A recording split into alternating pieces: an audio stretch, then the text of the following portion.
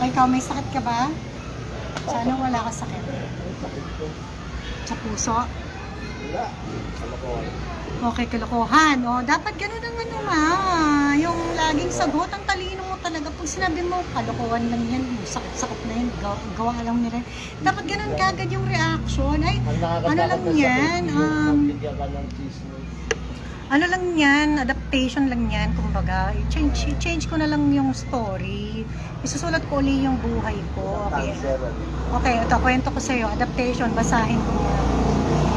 Adaptation, ano, interpretation natin. Ibig sabihin daw ng adaptation, di ba? Ibig sabihin, pag nagtanong ka ng circle, sakit, pag may naramdaman ka.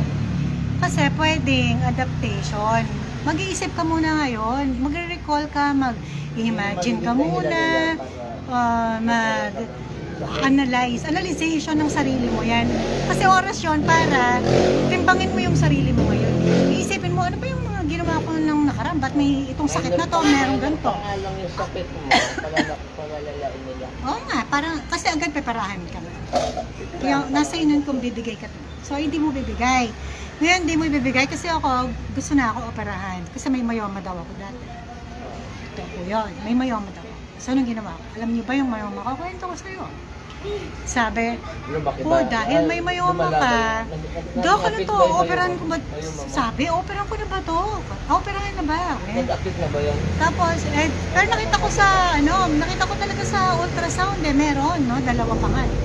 Tapos ito, mas malaki sa isa, sabi niya kaya. Pero, ay hindi naman operahan kasi palakihin muna natin. Ha? Ganun ba talaga yung palalakihin ko? So, ano gagawin ko kaya? Para lumaki, para ilabas na sa katawan ko. Or, may gagawin ako, para mawala yung maliit na yun, para madurog siya. Diba?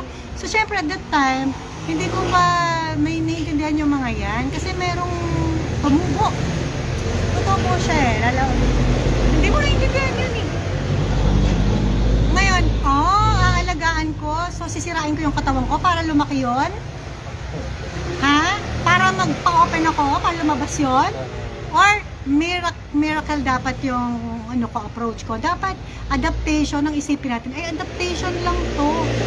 Ibig sabihin, kumbaga may binibigyan ka ng sa biology kasi, okay, sa turo ng GNM, it's time para mag-analyze ka ngayon. Isipin mo na ngayon, adaptation to, it's something, it's an opportunity, parang ganun. Parang yung katawan mo, binigyan ka ng sign, parang yung katawan mo nag-react na siya, na sinasabi na siya, ginigising ka na niya, na parang merong mga ginagawa ka na huwag mo nang ituloy.